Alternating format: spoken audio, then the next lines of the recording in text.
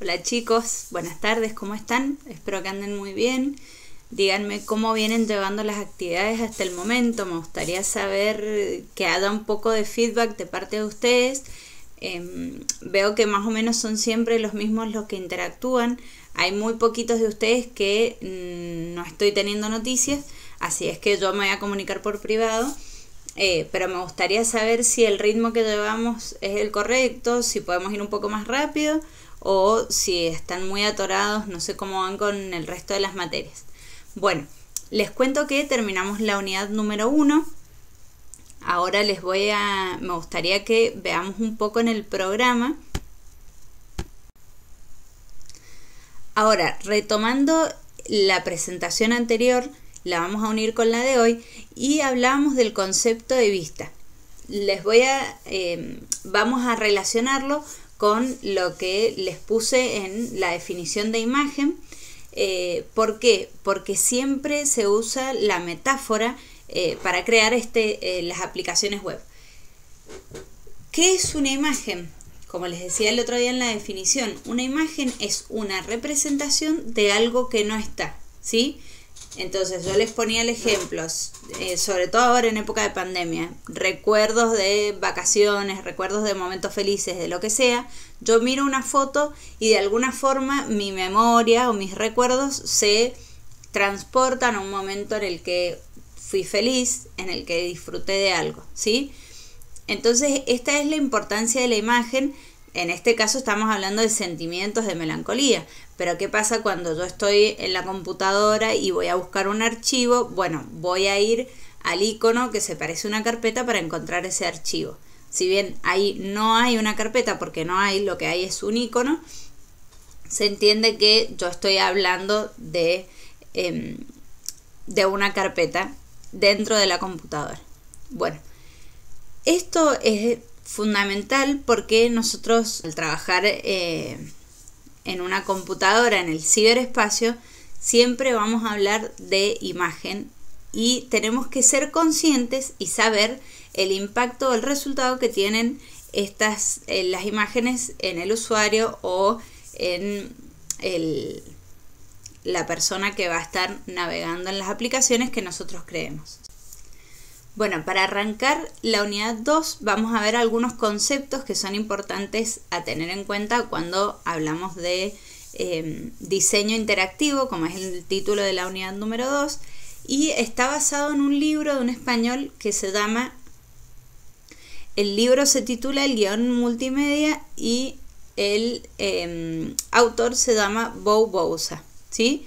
Si no, va a estar cargado en la plataforma, no me acuerdo. Estoy casi segura de que está, pero de todas formas, si no, yo se los voy a cargar, yo lo tengo en PDF, el que quiera lo puede consultar. Acá está la presentación del otro día. Me gustaría saber si hay alguna duda, no me van a poder responder ahora, pero lo que terminamos fue la unidad número 1, donde vimos los parámetros de la psicología cognitiva para el uso de memoria. Sobre este tema, bueno, sobre todo lo que vieron en la unidad 1, yo les hice una evaluación, espero que la hayan podido resolver. Era dentro de todo sencilla, no era nada que no hubieran visto, era todo lo que estaba en la presentación. Y hablamos de los 3 tipos de memoria como para que ustedes vayan identificando. Ahora vamos a seguir avanzando en la forma de comportarse del usuario frente a los dispositivos o a las aplicaciones que nosotros vamos a crear, ¿sí? Después vimos las formas de conocimiento del mundo propuestas por Marshall McLuhan, y ahora voy a tomar esto para arrancar con la unidad número 2. ¿Se acuerdan que en esta última presentación que subí hablábamos de la redefinición del concepto de vista? ¿Por qué? Porque antes la pantalla era algo estático, algo que no tenía movimiento o no tenía vida. Entonces era como un pase de diapositivas, el paso de una pantalla a la otra.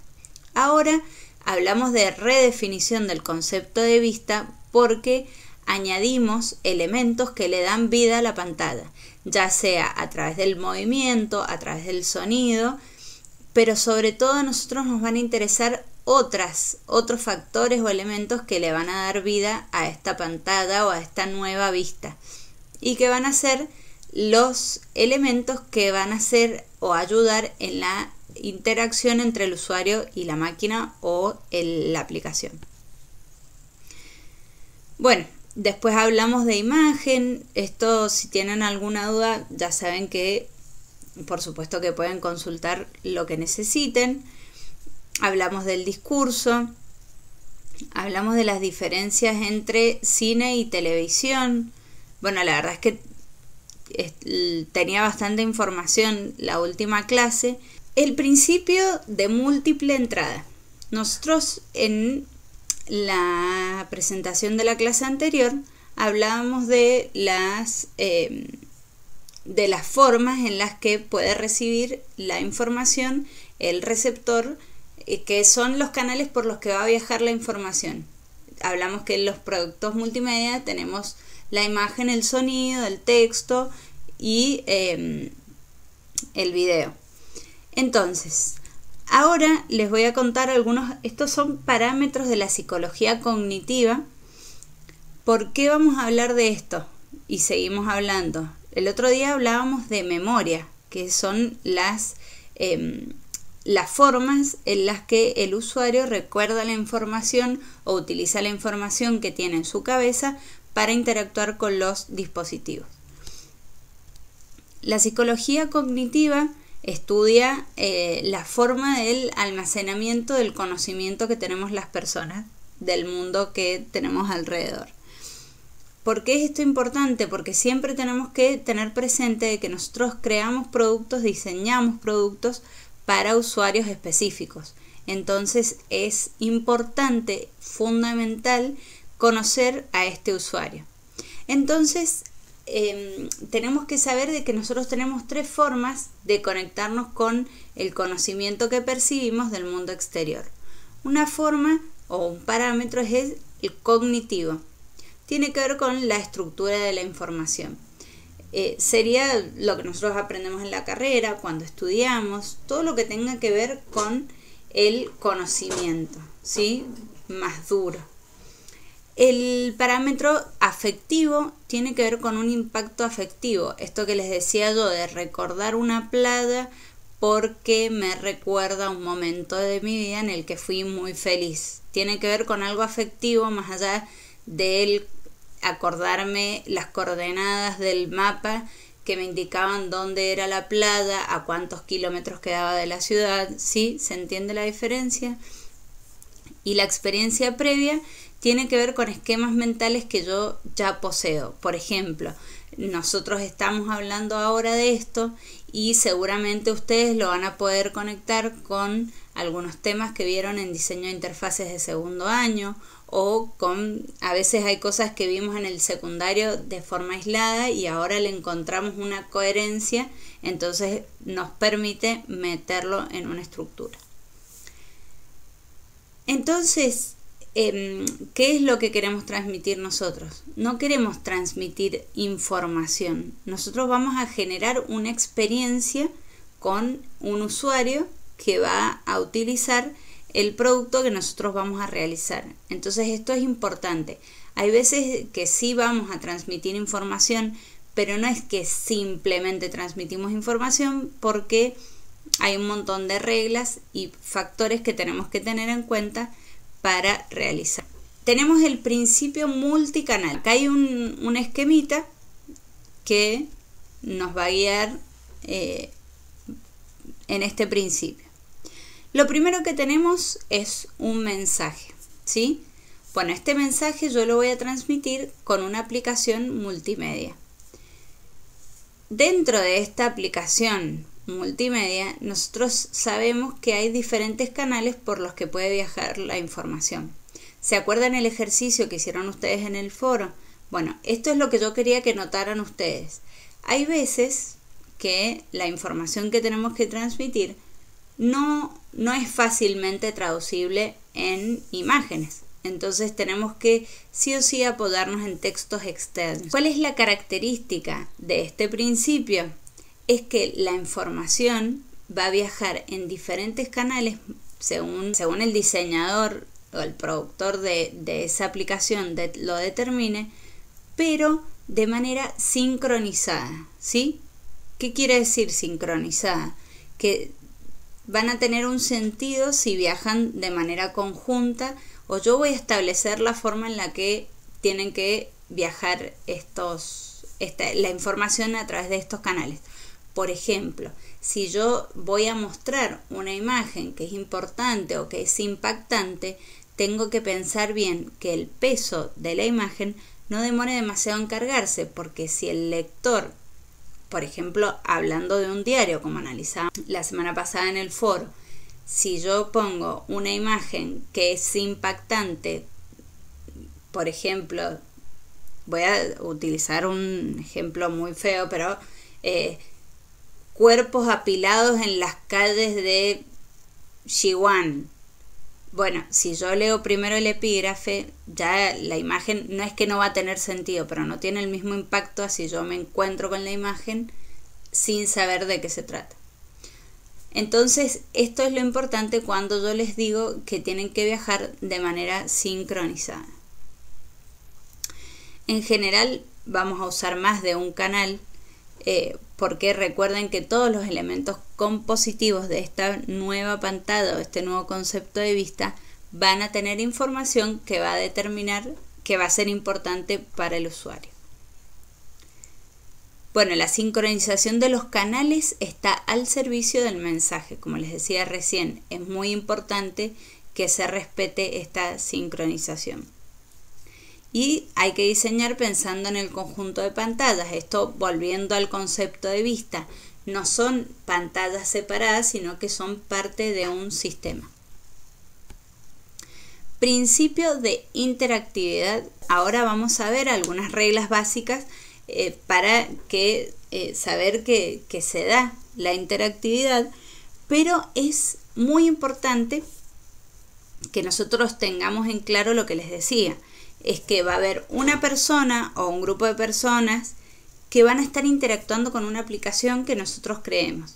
Entonces, siempre tenemos que diseñar poniendo el objetivo en conocer a esa persona. ¿Por qué? Porque el mensaje va a llegar mucho más eficientemente. ¿Se acuerdan cuando vimos la definición de diseño gráfico? Que veíamos que era la producción de mensajes visuales a grupos específicos o determinados. Recuerden que no es lo mismo, por ejemplo, hacer una infografía acerca de una campaña de vacunación contra la gripe, como hacen todos los años. No va a ser la misma recepción que tengan una persona mayor de 65 años o enferma con una enfermedad terminal, o una persona que está embarazada, a una persona joven, sana, de 35 años, ¿sí? No va a llegar igual el mensaje porque el receptor va a estar predispuesto de manera diferente. Ahora vamos a ver algunas reglas prácticas para la interacción. Bueno, la interacción, como todos los recursos que vamos a utilizar, tiene como fin último reforzar el mensaje. Esto siempre es fundamental. Si nosotros no sabemos qué es lo que vamos a transmitir o qué es lo que tenemos que transmitir, no va a haber mensaje que llegue eficientemente, porque primero yo lo tengo que tener en claro para poder utilizar los recursos necesarios para transmitir de manera correcta ese mensaje. Segundo, la computadora nos ofrece la capacidad de soportar aplicaciones altamente interactivas. Entonces, otra vez volvemos a lo mismo. Tengo que conocer al usuario y su capacidad tecnológica para saber si el producto que yo estoy creando lo va a poder disfrutar o utilizar de la manera correcta para la que fue creado. Esto también tiene que ver con que si yo estoy, por ejemplo, yo sé que todos ustedes tienen computadora disponible para ustedes porque ya está en el tercer año de su carrera, pero no es la misma situación la de los alumnos de primer año de la carrera que la de los alumnos de tercer año. Entonces son limitantes tecnológicas que tenemos que tener en cuenta al momento de planificar, en mi caso, las clases. Tercero, La interacción requiere participación activa y no repetición de gestos.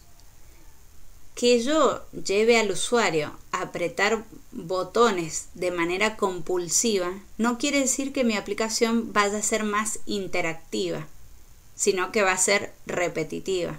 Entonces, estoy subestimando al usuario y lo estoy llevando a aburrirse y a hacer un movimiento mecánico y aburrido.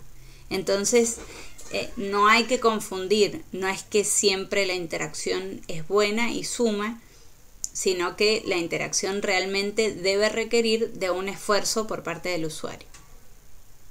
4. No es bueno recordarle al usuario cuando no puede interactuar.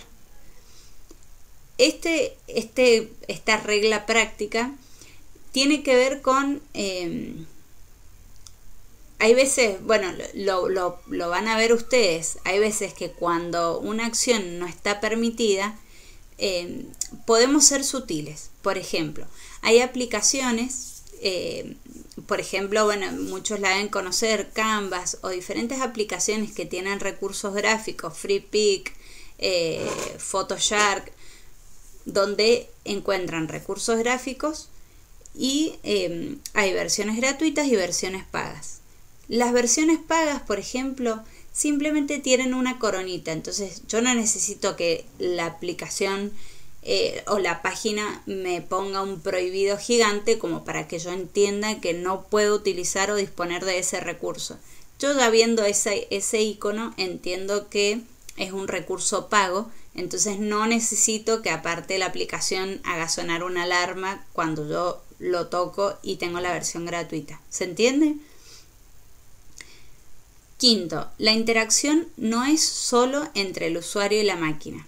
Muchas veces la interacción se puede dar entre pares. Por ejemplo, en el foro ustedes pueden comentarse entre ustedes los trabajos, además de que ya de por sí interactuamos entre nosotros, o sea, entre el docente y los alumnos, también entre pares pueden interactuar y no solamente estamos con la máquina, sino que también estamos aprovechando, siendo conscientes de que atrás de las máquinas están las personas.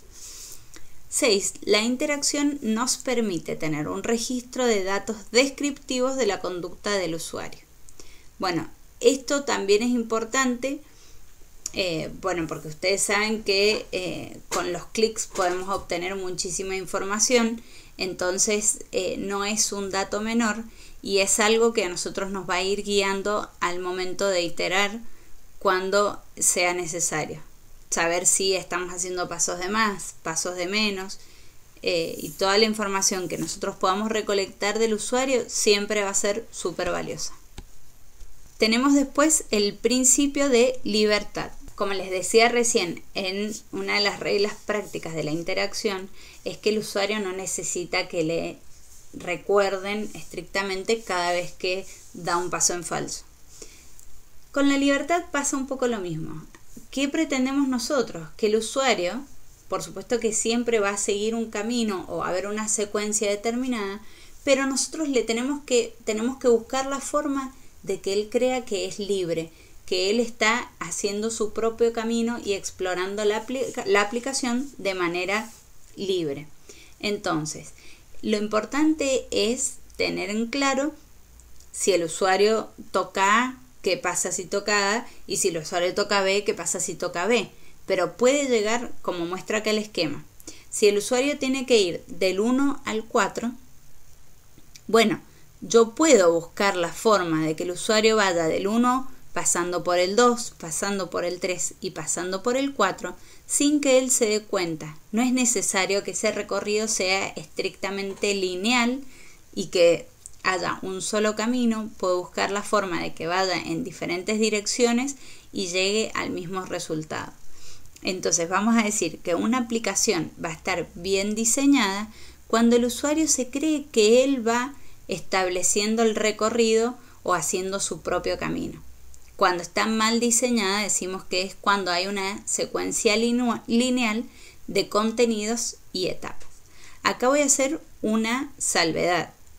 Hay veces que es necesario que el usuario resuelva una etapa para pasar a la siguiente. Y eso no quiere decir que la aplicación va a estar mal diseñada, sino que, bueno, en el caso de los formularios, por ejemplo, no hay otra opción. Tampoco le podemos dar mucha libertad al usuario porque nosotros buscamos obtener datos concretos. Entonces, necesitamos que el usuario sí o sí se acote a determinados movimientos, ¿sí? Después tenemos el principio de retroalimentación. Bueno, el principio de retroalimentación son las formas o maneras que tiene el usuario de conectarse con el productor o con la persona que realiza la aplicación o la página. Muchas veces, por ejemplo, una instancia de retroalimentación son las calificaciones o los comentarios. Entonces, lo que nosotros como productores de aplicaciones o de páginas tenemos que tener en claro es qué información voy a querer recolectar, cómo se va a presentar al usuario este requerimiento. Por ejemplo, en el Play Store ustedes habrán visto, o en el App Store habrán visto que siempre las aplicaciones tienen calificaciones y comentarios de los usuarios. No sé ustedes, pero al menos yo antes de bajar una aplicación veo qué comentarios pone la gente, y muchas veces he leído que hacen una denuncia de algo que no funcionaba y desde la aplicación le contestan gracias por notificarlo, en la versión tanto ese error ya fue corregido. O es famoso lo que pasó con Zoom, que bueno, tiene que ver con seguridad informática, que ya tiene otra complejidad, pero también la página se tuvo que disculpar, tuvo que reconocer el error y tuvo que notificar a los usuarios qué procedimiento realizar para salvar el error que estaban teniendo. Entonces siempre la retroalimentación es fundamental, nos ayuda a iterar para ir mejorando nuestros productos. Bueno, y como les decía, tengo que saber cómo le voy a presentar al usuario esta instancia de retroalimentación, si va a ser a través de una clasificación, una escala del 1 al 10, del 1 al 5, si va a ser con estrellitas, con el pulgar hacia arriba, con el pulgar hacia abajo. Bueno, tengo que buscar la forma y ver la manera de que el usuario entienda y colabore con esta retroalimentación, que es súper importante. Y después, ¿cómo la voy a procesar? ¿A quién va a ir dirigida? ¿Quién se va a hacer cargo de responder a estas demandas del usuario? Principio de vitalidad. El principio de vitalidad lo podemos relacionar con el concepto de vista que vimos al principio, de interactividad y de retroalimentación. ¿Por qué? ¿Qué es la vitalidad? Lo que necesito que me muestre la aplicación es que está viva, que siempre está sucediendo algo. Esto tiene que ver, como les decía, con el nuevo concepto de vista. Aunque el usuario no haga nada, igualmente algo está sucediendo. Bueno, tenemos diferentes recursos como para insinuar esta vitalidad. Por ejemplo, podemos utilizar iconos animados que tienen movimiento sin que el usuario haga nada, o quizás pasando por arriba del cursor voy a provocar el movimiento de un icono. Los iconos que responden ante la acción del usuario siempre son preferibles a los que no hacen nada. O por ejemplo, si el usuario, no sé si ustedes consumen, pero si alguno de ustedes ve videos en Vimeo siempre, como son en general videos de muy alta calidad, siempre demoran en cargarse. Entonces es bueno que mientras yo espero haya algún icono señalizando de que el programa está cargando o está pensando, y no que yo siempre tenga la duda de si se me colgó internet, se me colgó la página y toco y vuelvo a tocar y cada vez vuelvo para atrás. Entonces es importante que si yo tengo que esperar como usuario, haya algún icono que me indique que la aplicación está pensando y está trabajando para mí. Y otro otra regla muy importante para el principio de vitalidad es que no son agradables los botones que no responden. Esto es fundamental. ¿Por qué? Porque da una apariencia de muerto y no es agradable para el usuario que haya un botón que no signifique nada, porque justamente los botones refuerzan el concepto de interactividad. Bueno, queridos alumnos y alumnas, esto ha sido todo por hoy. Espero que sigamos avanzando correctamente. Ya nos queda una semana más de clases y la otra semana tenemos la semana de mesas. Así es que para todos los que van a rendir les deseo mucha suerte, que rindan bien y decirles que la actividad va a estar en la plataforma, la actividad con el tema de hoy. Y bueno, cualquier duda o consulta, conocen las vías de contacto, tienen mi correo, tienen mi WhatsApp, así es que nos seguimos comunicando. Espero que tengan todos muy buen fin de semana y nos vemos la semana que viene y vemos la posibilidad de hacer un Zoom.